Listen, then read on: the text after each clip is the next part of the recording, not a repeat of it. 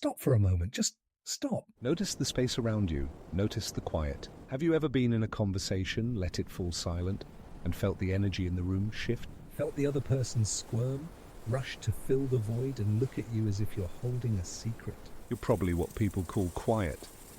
An introvert, a deep thinker. You don't speak unless you have something meaningful to say, and because of this, you often find yourself in moments of shared silence. For you, it's comfortable. It's a space for processing. But for others, it's an interrogation. They become nervous. They start oversharing, fidgeting, laughing awkwardly. They might even get defensive, asking, What are you thinking? And you're left feeling like you did something wrong just by being quiet. You feel misunderstood, maybe even a little powerful, but also lonely. Why does this happen? It's not about you being intimidating. It's about them feeling exposed. Silence is a mirror. When you stop talking, you stop projecting your own thoughts and emotions onto the other person. You create a blank canvas. And on that canvas, they see only themselves. Their own insecurities, their own thoughts, their own need for validation. The brain's default mode network, the part responsible for self-reflection, goes into overdrive. In the absence of external stimuli, your words, their internal monologue gets louder.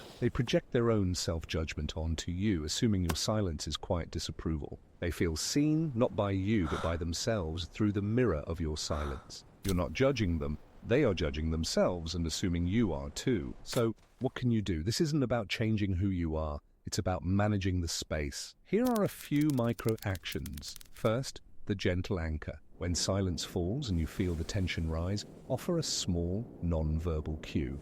A gentle nod, a soft, brief smile. This isn't about breaking the silence, but about anchoring it in warmth. It says, I'm here with you and this space is safe. Second, the open-ended bridge. Instead of letting them flail, gently guide them. Ask a soft, open-ended question that validates their unspoken thoughts. Something like, what's on your mind? Or, it seems like you're thinking about something. This transforms your silence from a perceived judgment into an invitation for connection. Third, narrate your own state. Briefly, sometimes the simplest solution is to demystify your silence. A short, calm statement can work wonders.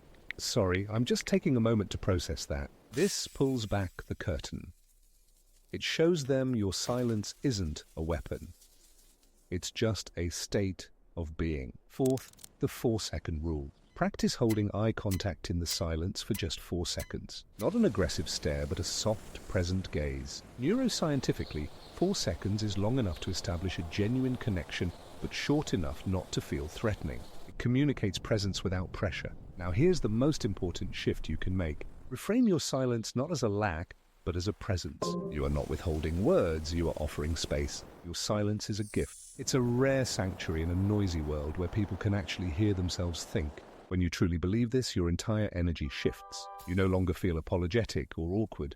You embody a calm confidence. People might still feel nervous initially, but they will slowly learn that your silence is not an empty void to be feared, but a deep well of presence to be shared. They will feel seen, not because you're judging them, but because you're giving them the space to see themselves. So the next time you're in a quiet moment and feel that familiar tension, just slow down. Remember, you're not the cause of their discomfort.